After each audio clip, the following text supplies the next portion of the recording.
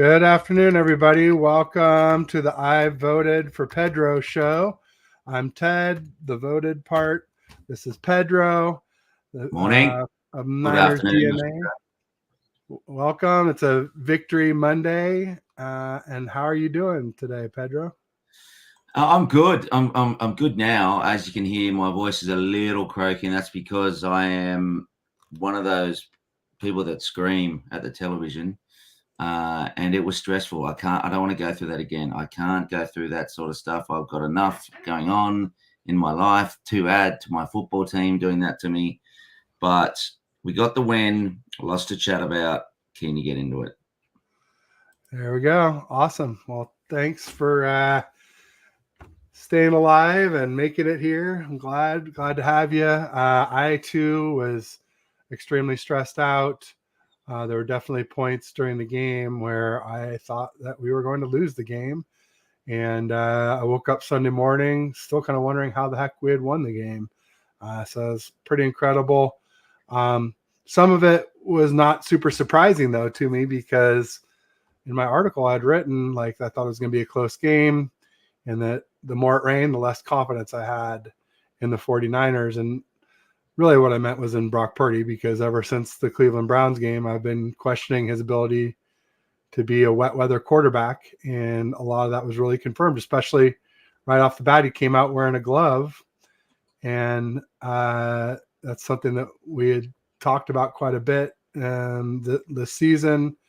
And it seemed like he got a better grip on the ball to be able to throw a really nice, clean spiral. However, I think sometimes with a glove, you can get too much of a grip on it, and then you can't really control the release properly.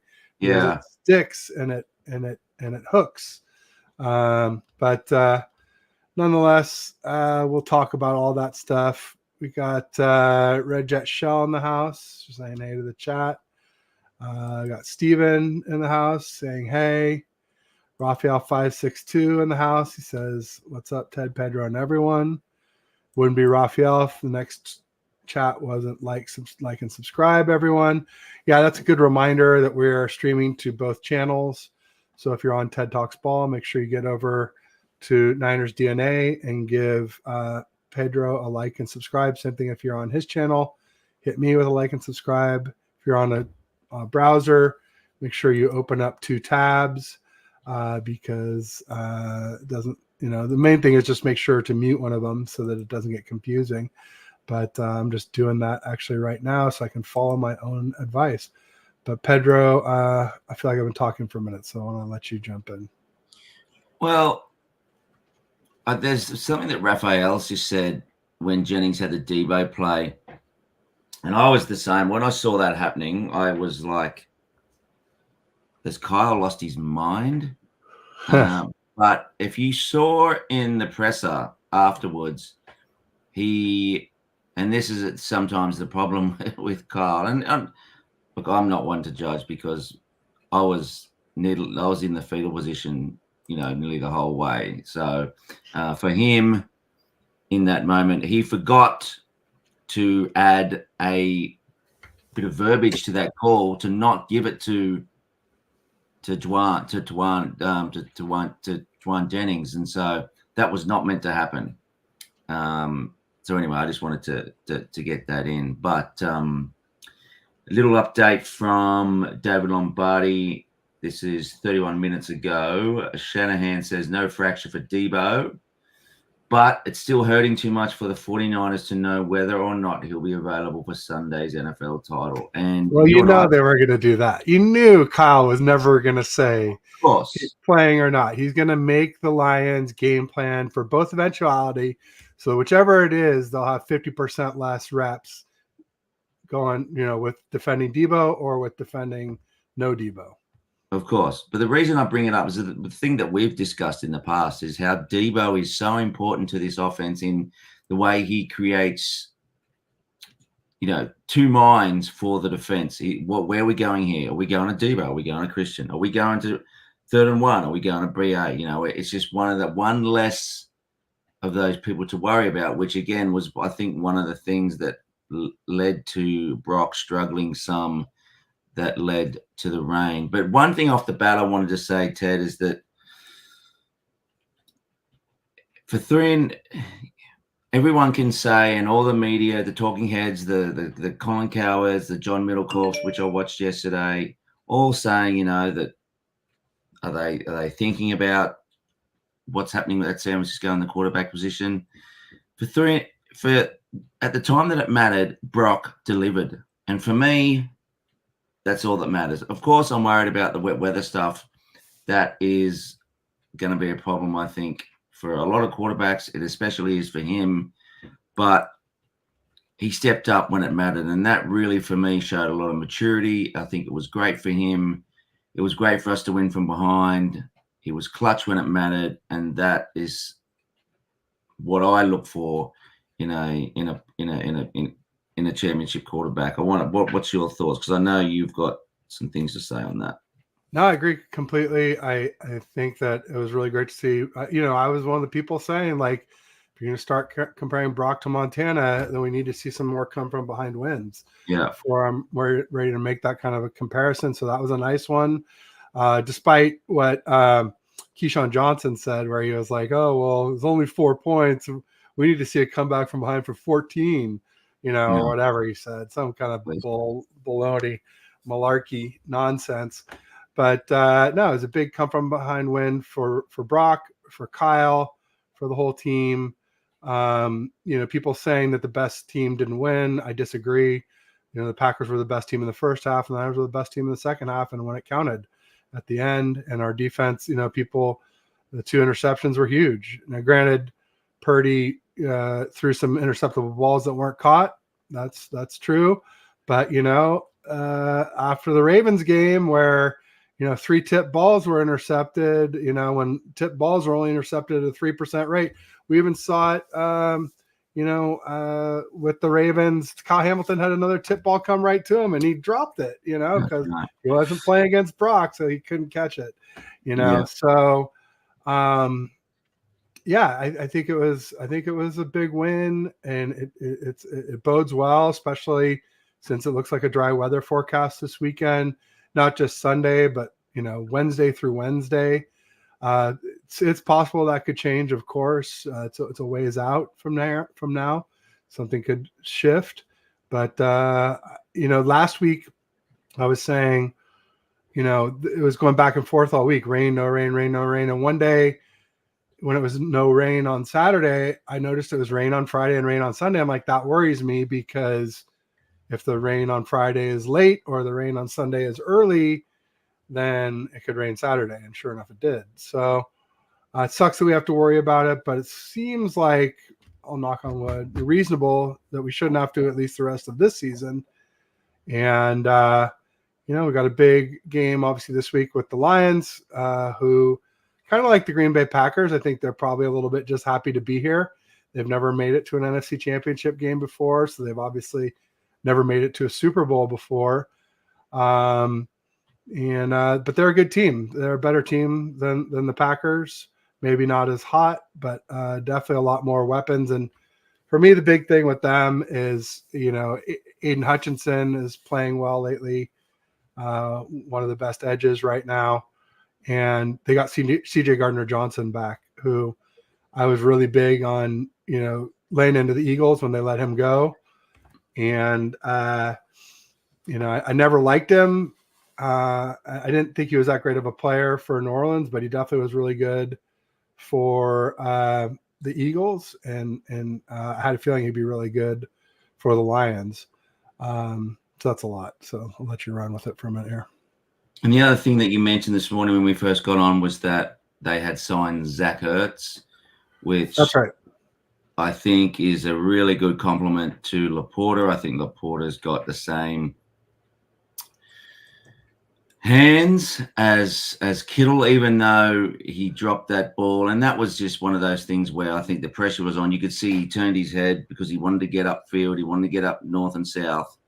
But the one thing, there's a couple of things I wanted to mention and get some feedback from the audience is that one is like a technical thing whereby our secondary was slipping over a lot. and I didn't see the Packers do it much. I saw Aaron Jones take a run, and he slipped once. But our home field, I thought we'd be prepared with cleats that don't, you go out with cleats that handle the rain. Ward fell over, Gibson fell over, which led to some big gouging plays. And then the other thing I wanted to mention was our number 26 run defense doesn't bode well for the run game that Detroit has. So I guess the more pertinent thing to discuss, if anyone wants to chat to mention the cleat stuff, but I think with you and I, Ted, the more pertinent things to discuss, I think, is our run defense getting gouged up the middle. Is it Wilkes? Is it Kinlaw? What is happening with that run D?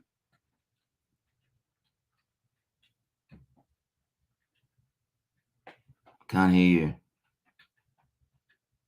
Sorry, I coughed earlier and I wanted to shield you guys from it. Then I left the mute on. Real quick, wanted to go through a couple comments. Raphael was saying Kyle was owned 31 trailing in the fourth quarter. That's important. He said Moody came in clutch, and Purdy loved, and the kicker cost them the game. That's true. Carlson missed a key one that would have made it a tie game at the end instead of us winning. Worried the Lions players are going to take out some of our weapons. We'll come back to that here. Goff is 3-7 against Niners. We'll come back to that too. Let's talk about what you're talking about before I forget. So the run game, the run defense, part of our run defense was Hufanga and Jair Brown, our big hitters, and Logan Ryan is not. Okay, so that's part of it. Where is Jair Brown? I think we're just playing Logan Ryan because he's a vet and because Jair started to make some rookie mistakes right before he got injured. I think he's okay to play. Or maybe they're just like giving him an extra week. I don't know. But it seemed like they were both 100%, and we chose Logan Ryan over Jair Brown. I don't know. There hasn't been much publicity around it, to be honest, or press to know what the official word is. Or maybe I just haven't been looking and maybe it's been said and I just missed it. If anybody knows, let us know. I don't want to spread any bad information, as always. Another thing about our run defense is that our run defense was largely untested most of the year, being a front runner, being up a lot on these teams, blowing teams out by 10 points. You can't run the ball when you're down by a lot, when you're trying to come back from a big deficit. So a lot of teams just couldn't run against us to find out how good our run defense was. And then Green Bay's offensive line is actually really underrated and pretty darn good. And so, if you've got and Aaron and whatever Green Bay's ranking on running was, it was severely less because Aaron Jones was dinged up most of the whole season. Yeah. And he's right there, I think, maybe with Jahmyr Gibbs as the two best running backs not named Christian McCaffrey. So we get to play him in back-to-back weeks, unfortunately.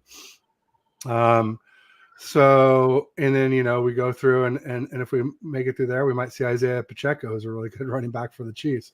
But anyway, bottom line is those are my answers. And then, yes, the slipping. So here's the deal. They always come out, not always, but a lot of times they'll come out with the shorter cleats because you're faster with shorter cleats on. And if you are wearing cleats are longer than they need to be, and the other team isn't, they'll that could be just what they need to get by you and beat you deep on these or just deep short wherever across the field, that they could just get separation from you because you're wearing these long cleats. You get better traction, but they slow you down. So then later in the game we did switch to the longer cleats. That doesn't explain why Gibson fell down on that one TD, unless maybe everyone changed but him. Maybe that's possible, but or just he got juked bad enough that it didn't matter how long his cleats were, he was going to fall down. I don't know, but it looked like he slipped. It didn't look like it was. I don't know. Anyway, bottom line is, I will say that at least one of the Packers creators that I had on last week mentioned that they thought that Matt LaFleur would be able to pick on Gibson because he had done so when Gibson was a Chicago Bear. Not that the Bears defense back then was as good as ours, but he thought he just sort of had Gibson's number, and maybe that's kind of what happened there. I don't know, because there was another play too where I think Gibson, maybe didn't look like we've seen him look all season. Yeah, correct. Thinking, oh man, I was kind of wishing I'd put that in my article because I didn't put that part in my article. Yeah. But anyway, that's some reasons of why the defense, maybe run defense, didn't look as good. And also one of them was just like one big run play, that one big 50-yard run play. Other than that, I don't think that Aaron Jones breaks 100 yards otherwise. Because no, you're right. In fact, I don't know that he did. Was he like 98 yards anyway? I think he was. So he had a good game. He did. He had a good game, but CMC had, I guess it was CMC had 98 run yards. Aaron Jones had like 108 or something. Yeah. But Jones had no TDs and CMC had 2. That was the big difference with the TDs. Yeah. Yeah. And then, did you want to say something? Just real quick, Goff is 3-7 against the Niners. That's with the Rams, so it's a little bit different. And before he got his confidence, so I still think we have an advantage on Goff, but maybe not as much as 3-7 looks like. And then this one, I definitely wanted to address. He said, "I'm worried the Niner players are going to take out some of our weapons." But you go first. You had something on your mind, and then let's come back to this. The coaching, MLF really, I thought, outcoached Kyle for a good part of that game. I think, except for going for it on 4th down. Except for going for it. I don't know why he doesn't get lower. He's big enough to get lower, whereas Purdy does it perfectly. He just gets under them all. Yeah. Well, Purdy's 6'1.5", and Jordan Love's what, like 6'4", 6'5". Yeah. It makes it tougher to get lower when you're taller. But you know and also Purdy has a much lower center of gravity for his height. He's got really big thighs. Remember they called him Baby Bosa. Baby Bosa. And Jordan Love's kind of tall and lanky. So it's not just the overall height, it's also the distribution of weight, the center of gravity. I'd say Purdy's, should be 3 inches lower based on height, but I bet it's more like 5 inches lower based on build. Yeah. But I just think that Matt LaFleur had a really good game plan. I think he's a really good coach. I think the Packers are set up for a good run for the next. Yeah, we're going to be seeing them. Yeah, we're going to be seeing them. The other thing I would say too about Jordan Love and sneaking, how many times has he sneaked? Yeah, not many times. Yeah, so if you haven't done it much, because Purdy didn't look that good at it. He was fairly successful, but it didn't look good when he was first starting. Now it looks a lot better when he's sneaking. So that's part of it too. Is just reps, just like anything, right? Yeah. Okay, that's all I wanted to mention about Matt LaFleur. So what's the? I'm worried about Lions players are going to take out some of our weapons. I saw this a lot in the Rams game. I saw them headhunting Puka, Kyron, Stafford. They all went helmet to helmet on those 3 guys. And then they obviously took out Higbee's ACL the same way they took out Hawkinson's ACL. Same guy, too.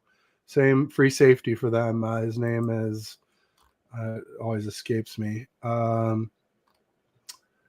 Kirby Joseph. Took out Hawkinson's ACL, and within a few weeks, he took out Higbee's ACL. And then on the controversial non-call DPI against Puka at the end of the game, the second guy in went for Puka's head too. Yeah. So I'm definitely worried that the Lions are going to come for our guys' heads. I mean, Jair did it to Debo in our game. Exactly. Helmet to helmet, uncalled. Yeah, uncalled.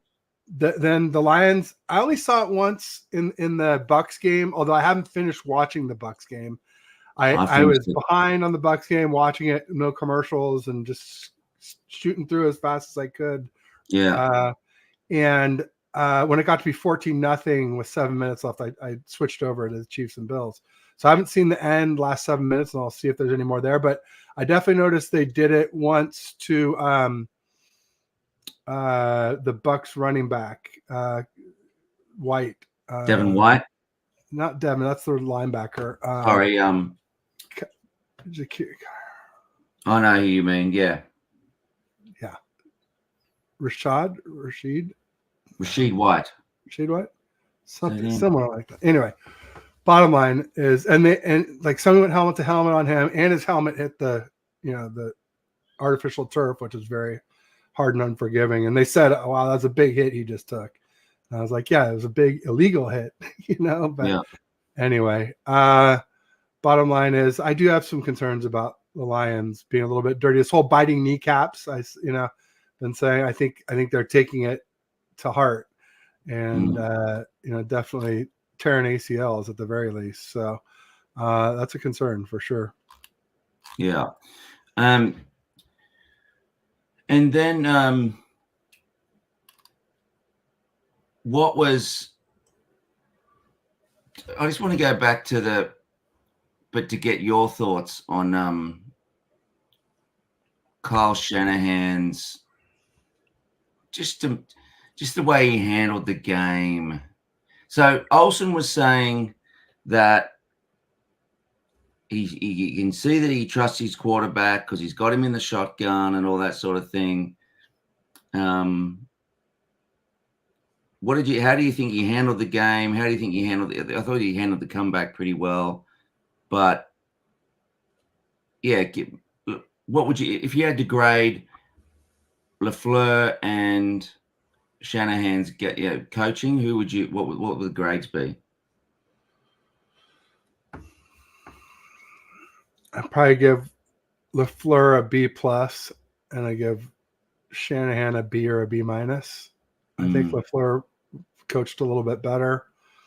Kyle didn't run the ball enough. Purdy's thrown the ball 39 times. That's the most he's ever thrown. Yeah. We all know he's not good in the rain. Like, he wore the damn glove. That's right. It's like waving the white flag that this is all true.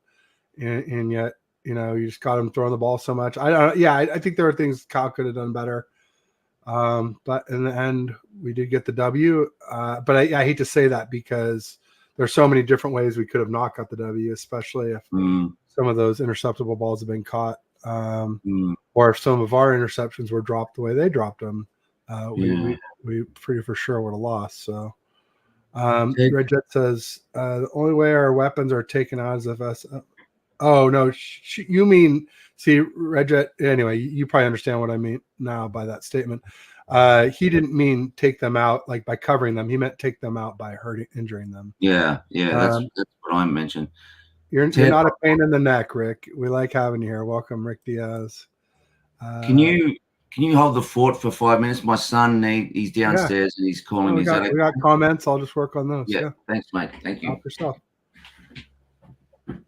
Alberto Soto says, I hate to bring the race card here, but if Purdy was black, all the analysts would not be speaking the same way I do. I'm about 7 round. It's reverse racism. I don't know. I just try and stay out of those types of conversations, Alberto. I'll just say I don't think it's really about race. I just think it's about draft position. I just think that it's, the fact that Purdy, like I said, his only elite physical trait is quickness. And so people have a hard time believing that you can be elite when you don't have a lot of elite traits, a lot of elite physical traits. The thing is about quarterback, the most important thing is, between the ears. And Purdy's got that in spades. So I do believe Purdy can be elite someday. I don't think in the rain, but, I don't think that's enough to poo-poo him. I think he's played elite in stretches. I just want to see longer stretches and less volatility in between the stretches. But, I think that I'll be calling Brock Purdy elite someday. I hope that I will. We'll see. I just don't want to see any cheap shots. Yeah, exactly. No, I agree 100%. There's no place for that. So much hate out there on Purdy. Yeah, with Keyshawn Johnson. A lot of moving of the goalposts. Oh, he's got to have a comeback win. Oh, well, 4 points isn't enough of a comeback win. Well, it is when you're down, and you've been losing most of the game. It's enough. It's enough. Enough for me. And everyone knows I've been one of Brock Purdy's bigger critics. So, we'll see. Shell says this has to be a clean game. I really hope so. But you never know. For D-line, must get Goff. He's a statue. Yeah, Goff's a statue. But the Lions have one of the best offensive lines in football, including Penei Sewell, including Frank Ragnow, their center. One thing that is an advantage for us is Jonah Jackson got injured last night, their left guard, so that should be helpful. But their right guard Glasgow is outstanding, and so is their right tackle Penei Sewell. And then their left tackle, Taylor Decker, is no slouch either. So they have arguably one of the best offensive lines in football. When healthy, Jonah Jackson being out won't help them, but probably their most replaceable guy, I would say, on that offensive line. Even though he is a Pro Bowler, that's the kind of O-line they have. It's a murderer's row. So, yeah, it'll be tough to get pressure on Goff, but if we do, he does tend to be a statue, no doubt about it. So why do you think Chase Young is the buy that we look? I think we might have got him for cheap. He's a rental. We did. But is he doing what we need him to do? He missed. There was a run that it was in the first drive that the Packers did where it didn't even look like he attempted to tackle him. He tried to sort of knock him over. It wasn't and if he had tackled him, he wouldn't have got that. It wouldn't have been a third and short. So, yeah, I don't know why we're just not getting to the quarterback. And I commented on one of Rich Madrid's tweets, that yeah, of course that Bosa's going to get chipped and all that sort of thing. But that's no different to any other year. It's just we're just not getting home at all. Yeah, no, Bosa's struggled from the holdout. He just hasn't gotten back up to speed. There's a reason why they have OTAs in camp and preseason, and even the best players need it. So Bosa, and then Hargrave and Armstead are kind of like half tackles. Hargrave's a great pass rusher, and Armstead's great against the run, but neither one's great at the other. And yeah, Chase Young, he's a little overrated from that draft position. He's still coming back from that ACL some, and even when he is back, he was never Bosa. I don't think he was ever going to be Bosa, and now he may never be a step below Bosa. So, he was a great deal, a lot of upside potentially. We haven't seen it since he's been here. He's helped out a little bit here and there, and that's sort of what I expected. So, hopefully, I don't know. I don't think he's going to get any kind of big contract anywhere else. I'll tell you that much. I don't think anybody's that impressed with him. Has anyone seen the snap breakdown of what he will? Because I saw him play a lot of snaps. You saw Chase Young. I mean, Bosa, I think, played every snap. Yeah, and I think Chase Young probably played at least 80%. Probably. Well, because Clelin Ferrell is out. Yeah. Well, there you go. Okay. Yeah. Okay. So it's just Randy Gregory and Chase Young, and yeah, I mean we're a little thin. I mean, I saw we called up Barnett, and so he was good in camp, but he's kind of a practice squad guy. Or Barrett, Alex Barrett, not Barnett. Yeah, and he looked good in camp, but we're definitely thin on the edges without Clelin Ferrell. Yeah. Who was that? Didn't we get another guy, Randy Gregory? What's happening with Randy Gregory? He's the one who got in the fight. He got the offsetting penalties with the offensive lineman after Lenore hit Jordan Love, and Jordan Love ended up flying way into the bench, but it was a legal hit from within bounds. It was legal. Yeah. So an O lineman came over and got in Randy Gregory's face, and Randy Gregory, like the O lineman pushed Randy Gregory, and then Randy Gregory should have just kept his yap shut and walked away, and we would have got a penalty on it. But instead, he pushed back, and so it's offsetting and gave them the down over. So. But yeah, I don't remember him do anything good besides, and that was definitely not good, right? That was more bad than good. Yeah. I don't remember him do a thing as far as stopping any runs or getting any pressures or anything like that. I mean, we didn't get a lot of pressure. It was the Packers O line's really good. They have a solid O line. This is a good comment from Raphael. They're going to go for a fourth down. I reckon they're going to go for. They're going to be a 4-down team. I reckon from their own 40. Yeah, I mean Dan Campbell goes for it on fourth more than any other coach, so that's a good bet.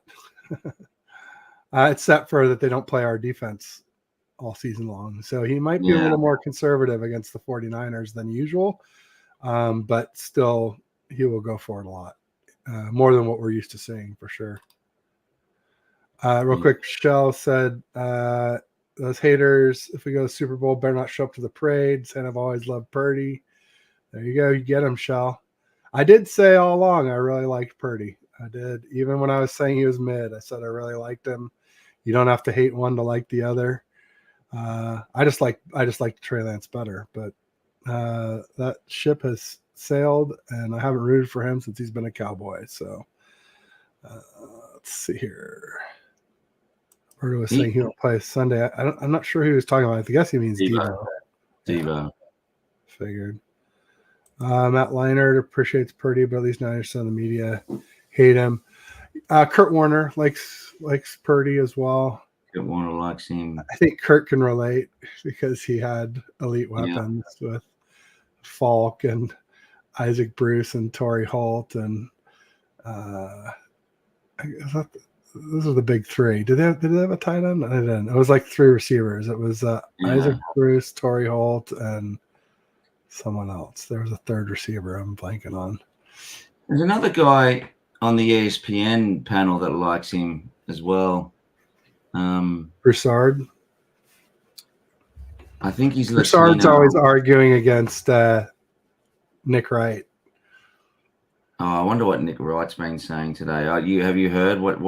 I took my son to school and picked him up, and I was promoting the earlier show and this show and getting him set up today. And I woke up late, and I haven't seen a thing today. So, who are we playing in the Super Bowl if we win? Revenge, either way, Chiefs or Ravens. Revenge either way. That's right. That's what I named the show. Called it. We should actually run for a first game. One win away from revenge. I should have said a chance for revenge, but whatever. It's fine. If I was being super accurate with it, but he's got the speed to do it, Raphael. He's got the speed. He did it that one game, and I got called back because of the penalty. Right. That was a bummer. Or offsetting penalties. That was the worst. Yeah. Part. Raphael wants trick players, some jet sweeps. Well, if Debo's there, we'll get the jet sweeps. If not, probably not. Maybe we'll see Ray. I don't know. What the hell's happened to our pass rush? Yeah, I agree, James. Lines. And it was probably a little overrated to begin with. The rain made Brock play like Jimmy G. Ooh, ouchie. Jimmy was pretty bad in the rain, though, Mr. Joe. I mean, I don't know if you remember, but Commanders game, we beat them 9-0 on 3 field goals. Colts game, Jimmy had like an interception and 2 lost fumbles, or 2 interceptions and 3 turnovers, one way or the other, 1 and 2, however it played out. Yeah. I don't know. I wouldn't quite say Jimmy G, especially although Jimmy G did have some comeback wins in 2019. So that's some big ones. Rams, Saints. Yeah. Thanks to George Kittle. There are a few. I think there was at least 4 that season. Cards, maybe it was the Cards twice, which that doesn't count as much, but it counts. It all counts, I guess. Devo plays are going to hit him hard and hope to use him as a decoy. Hope they use him as a decoy. I don't think Kyle will use Devo as a decoy, but I guess he did in the Giants game, so maybe he will again. I don't know. I just don't think the shoulder's bad enough to do that. I think if Devo's playing, I think he's going to get the ball a lot. I think Kyle's pent up from last game. and probably hopefully wanting to give CMC a little breather. Yeah. Not completely, but as much as Is possible. there a little contusion on his thigh there or something, or? Yeah, we saw that during the game. They were massaging it. Might have just been, a little pull or something. Or a little bruise. He didn't look like he was wearing thigh pads, which is a mistake, but I don't understand why guys don't wear thigh pads. It's like, I mean, again, I guess it's just, it slows you down that slightest bit, but man, you get a helmet to your thigh, that's going to slow you down a lot. This is a game where Mitchell or Mason get some carries. Maybe Mitchell, but not Mason, bro. We're not going to see Mason barring an injury to CMC and or Mitchell. So you just forget about Mason, unfortunately. He's Kyle made that clear when Grant asked him that. Grant said, "What does Mason have to do to get more carries?" And Kyle said, "CMC and Mitchell have to get injured." Yeah. Okay, there you go. Kyle, playbook is limited when Debo's not on the field. Yeah, and I talked about this in the earlier show I just did. It's even more so when Debo gets injured during a game.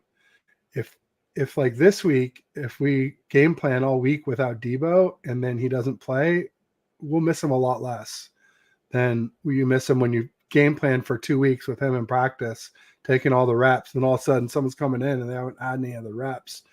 It hurts a lot more in game. So I think Kyle will do better this week without Debo if Debo doesn't play than we did against the Packers.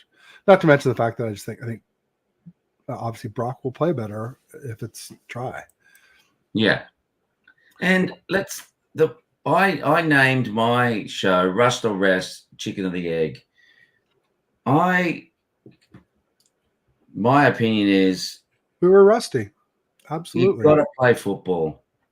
You've got to play. It's a game of timing. It's a game of inches. You've got, you saw that Brock's passes were uncharacteristically late, low, or wide. And that could be part of the rain, the rain affected ball, but even some of them, like he short hopped the ball to CMC, and well, and you can tell because they won the first half and we won the second half. Yeah, exactly. It's like I said in the game, like I thought that towards the end of the game that our superior firepower would show through. And that's what you expect. And last week or the last few weeks, I've been saying, I don't know if you've heard it, Pedro, but I've been sort of saying like the whole rest versus rust. I don't like that saying anymore because you get the rust from the rest. So it's really rest versus injuries.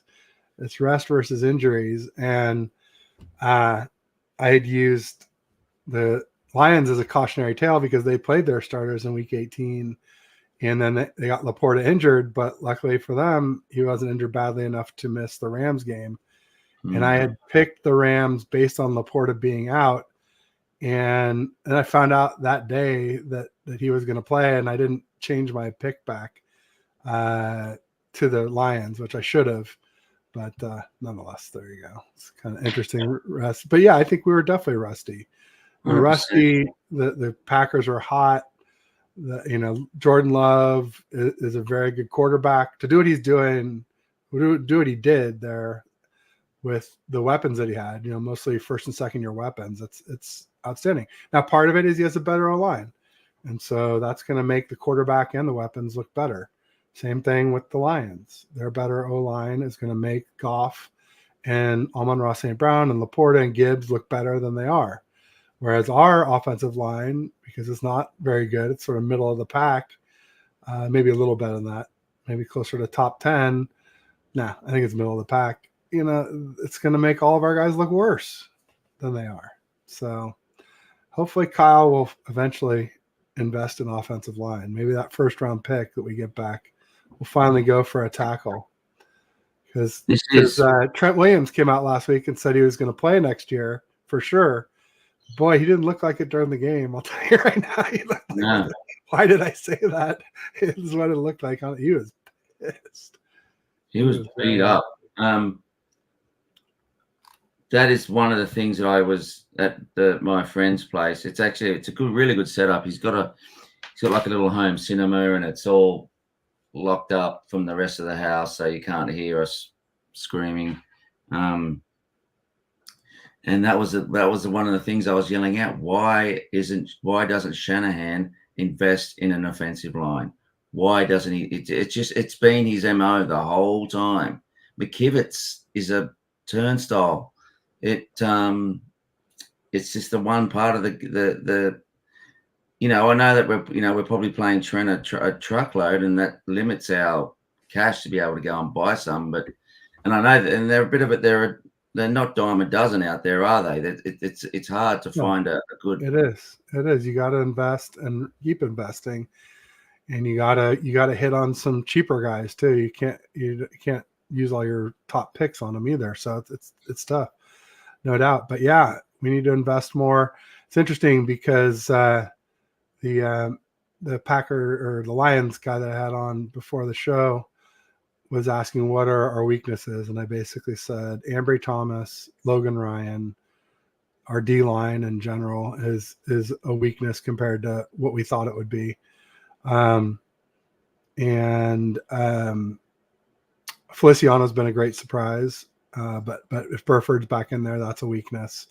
McKivitz is a weakness, and I also mentioned Purdy's poise as a weakness because we love it, and it's something that's great about him. Again, he's great between the ears. That's one of the things, but his ability to keep his eye downfield and not get flustered by pass rush. But sometimes you need to get flustered by pass rush to protect yourself. It happened again against the Packers where somebody came unblocked off that right edge and could have really smeared him. And we're lucky that he didn't. I mean, he did. He hit him, but it was a clean hit, and Purdy was okay. But it's just like anytime I see somebody coming clean off the right edge, I'm like, oh, here we go again. And it makes me feel like we haven't learned our lesson yet. You can see Goff doing a little bit of flag hunting, can't you, on Ambry with some go balls. I think everybody should at this point. Yeah. Now, part of it was Ambry's coming off of a hand surgery, so yeah.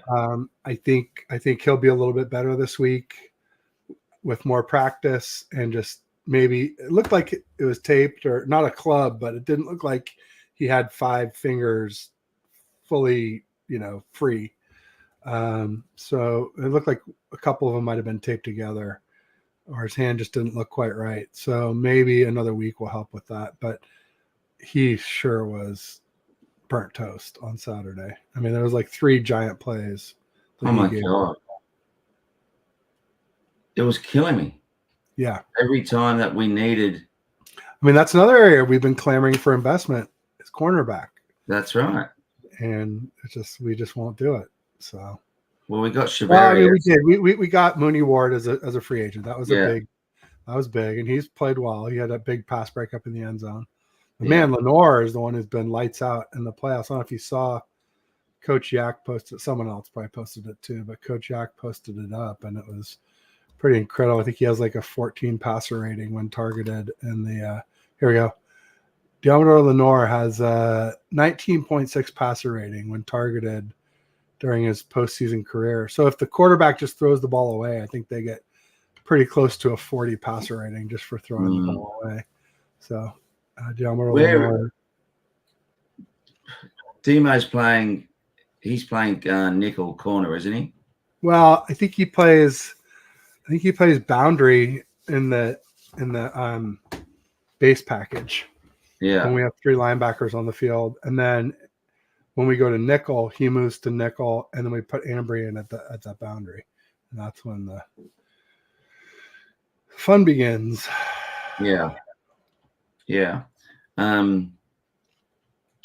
I just wonder if Red Jet. Look, we're 7-point favorites, right? Against, which is a full touchdown. Red Jet seems to think we got a big roadblock on Sunday, which I don't necessarily disagree. It's not going to be Every playoff game is a hard game. Any NFL game is a hard game. Yeah, I know the Lions are a really good team, and anyone saying that we're going to blow them out, just like last week, people saying we're going to blow out Green Bay, I disagree. I think it's going to be a good game. I was saying earlier, I thought 7 points was too much for us to be favored by 7. Yeah. But part of that's probably on the assumption that Debo's back. I still think even with Debo, I'd say more like 6 or 5, and then with no Debo, I'd say like 3 or 2. I think we should be favored almost no matter what, unless some other crazy news comes out this week. But Devo in or out would affect the number of points for me. Hoping this extra rest helps out. Yeah, I think being at Levi's is going to be a big advantage for us. Yeah. They're definitely used to playing in the dome. I think their O-lineman won't get as good a traction. No. I think it'll help for sure. Who do you trust more? Defense stopping the Lions from scoring on the last drive, or offense scoring on the last drive of the game? For me, it's the latter. It is for Sunday against the Lions. It is, and if it's dry, if it's wet, then I trust the defense more. But yeah, dry against the Lions D, I think our offense is going to eat, and I think our defense against their offense will be the difference. But I think it's going to be. Still think it's going to be really close, and anything can happen in a really close game. Will Thomas get targeted in this game? Yeah, early and often would be my Ben Johnson, the Lions offensive coordinator, is one of the best in the biz. I'm sure he either saw or will see what happened to Ambry Thomas. I don't think that's going to be any mystery there. CMC to juice. I love it. Well, you know, Kyle's saving things, right? He's saving things. Even he's, I don't know whether he was, because we were coming from behind, because of the wet weather, because of Debo, etc., etc. He was flustered, but it was still not vanilla. But I just got a feeling he's got some stuff put away and ready. I hope so. I mean, I would have liked to see more of it on Saturday when I was pretty sure we were going to lose. But yeah, I thought well done. I really thought well done. I was getting ready to. I text my son, my eldest son, and I said he's a Ravens fan, and I said, look, please just go easy. You can give us a little bit of grief, but just go easy because I'm pretty upset at the moment. There you go.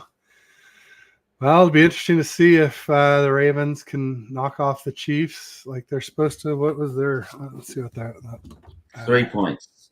3 points. Interesting. 3.5 now. Yeah. Chiefs look good against the Bills, but the Bills were awfully banged up, and they dropped those 3 big passes, and they had that botched fake punt attempt. They really killed themselves in. Obviously, the wide right field goal. God, wide and right.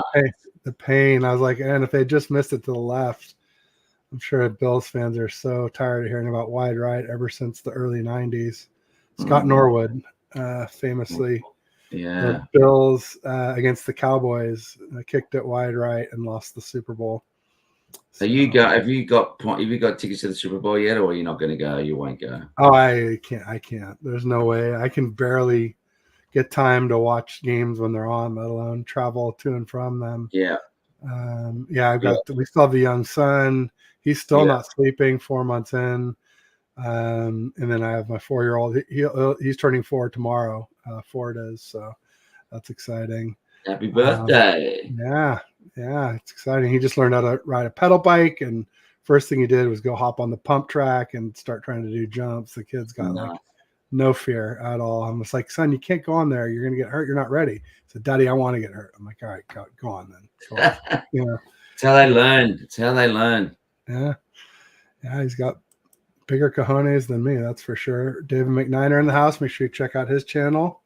It's LFG 49ers. Let's effing go. Absolutely. So what else we got? I mean, as far as earlier, I was talking to a Lions fan who was devoted to Detroit, and he was saying that they don't trust their kicker at all, but they like their punter a lot, who pins people deep a lot inside the 5 and 10 yard line. I'm like, wow, that sounds really familiar. So sounds like special teams is kind of similar. Whatever the Detroit Lions defense looks like on paper, just keep in mind it's looking a lot different in the playoffs because of Aiden Hutchinson ascending. Their first round middle linebacker is playing a lot better towards the end of the season. And now they got CJ Gardner-Johnson. So they got a guy kind of at each level playing better and better. They're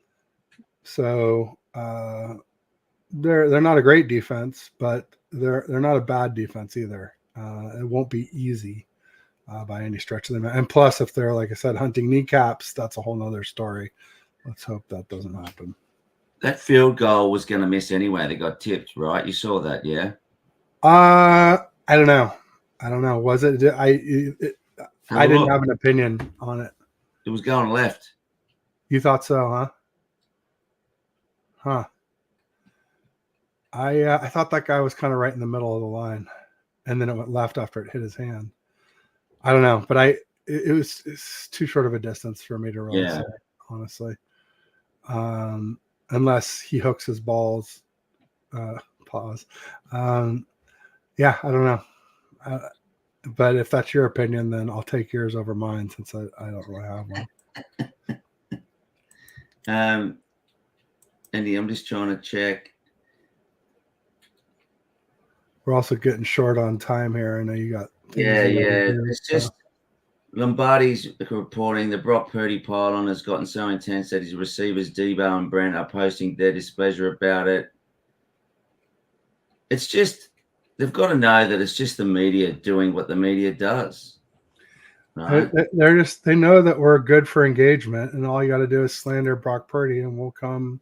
Yeah, clicking. It's just pretty much. And the guys on the shows, just one guy's going to take the opinion like, oh, he's elite. The other guy's going to say, no, he's not. And that's just all they're going to do is just, Here we go. So it says Ertz will start out on the practice squad.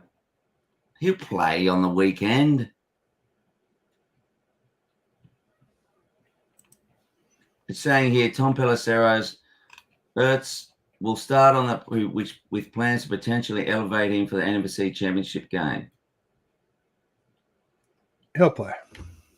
Maybe that's who somebody said would play. Of course he'll play. Yeah.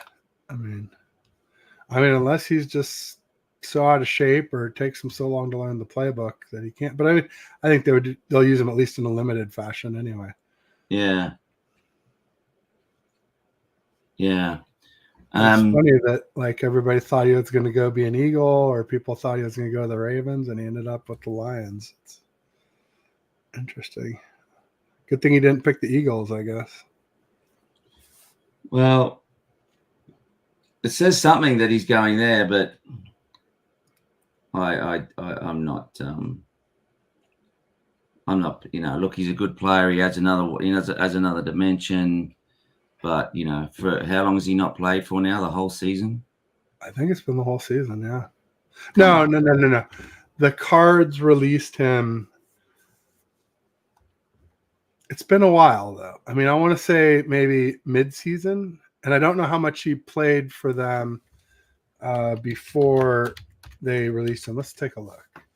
Zach Ertz. And I like to go to Pro Football Reference. And so he played. Okay, so he played 1, 2, 3, 4, 5, 6, 7 games,